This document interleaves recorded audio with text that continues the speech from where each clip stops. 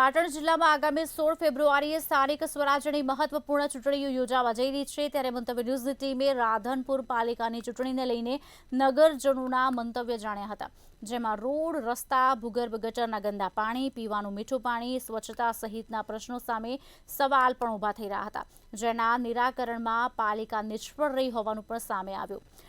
આક્ષેપો પ્રતિ આક્ષેપો વચ્ચે રાધનપુર પાલિકાનું સુકાન કોણ સંભાળશે તે તો હવે ચૂંટણીના પરિણામો જ નક્કી કરશે।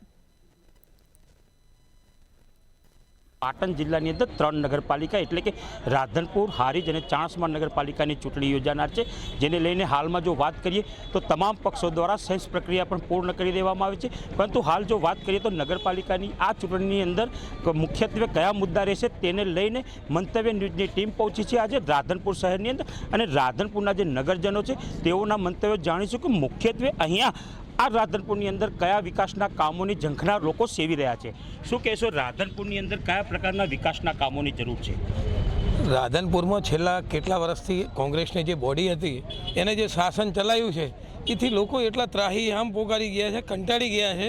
હવે લોકો પરિવર્તન ઈચ્છી રહ્યા છે, કંઈક નવી બોડી આવે, સારી બોડી આવે અને ભારતીય જનતા પાર્ટીની પણ એવી જ આગ્રહ છે કે વેપારી લાઇનના માણસો આવે, સારા સ્વચ્છ પ્રતિભાવાળા લોકો સાથે સંપર્ક ધરાવતા હોય, સંસ્કારી હોય અને સમર્પણની ભાવનાવાળા હોય। સંસ્કારી અને સમર્પણ તો છે, પરંતુ રાધનપુરની અંદર વિકાસ શું ચંકી રહ્યું છે? વિકાસની અંદર એક ગટરની સમસ્યા મોટી છે રાધનપુરની અંદર હાલ જે છે એ થોડી ઘણી પાણીની સમસ્યા છે।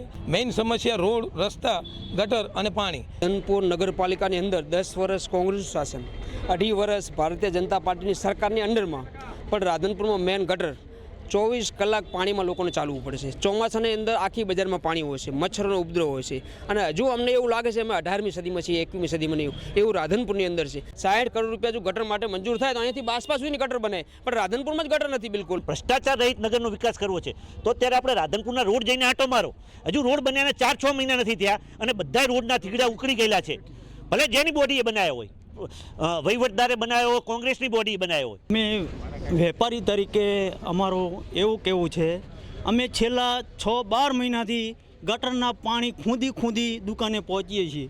અમે કાયમી રજૂઆત કરવા આવીએ નગરપાલિકામાં, આજ થઈ જાય કાલ થઈ જાય, આજ થઈ જાય કાલ થઈ જાય। આપ તો અહીંના સ્થાનિક ધારાસભ્ય લવિંગજી ઠાકોર છે, તેઓ પણ અહીંયા ઉપસ્થિત છે, તેઓ સાથે વાત કરીશું કે રાધનપુર નગરપાલિકાની અંદર કઈ પ્રકારનો વિકાસ આપની બોડી આવશે તો કરશો?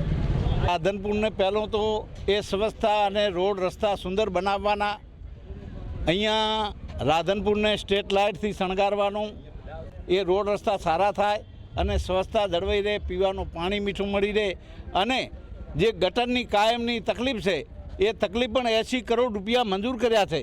રાધનપુરના જે પૂર્વ ધારાસભ્ય છે રઘુભાઈ દેસાઈ, તેઓ પણ આપણી સાથે જોડાયા છે, તેમની સાથે વાત કરીશું કે નગરપાલિકાના ભાજપના કાર્યકર્તાઓ દ્વારા આક્ષેપ કરાયો છે કે 10 વર્ષના શાસન દરમિયાન કોંગ્રેસ દ્વારા કોઈ કામો નથી કરાયા નગરપાલિકામાં।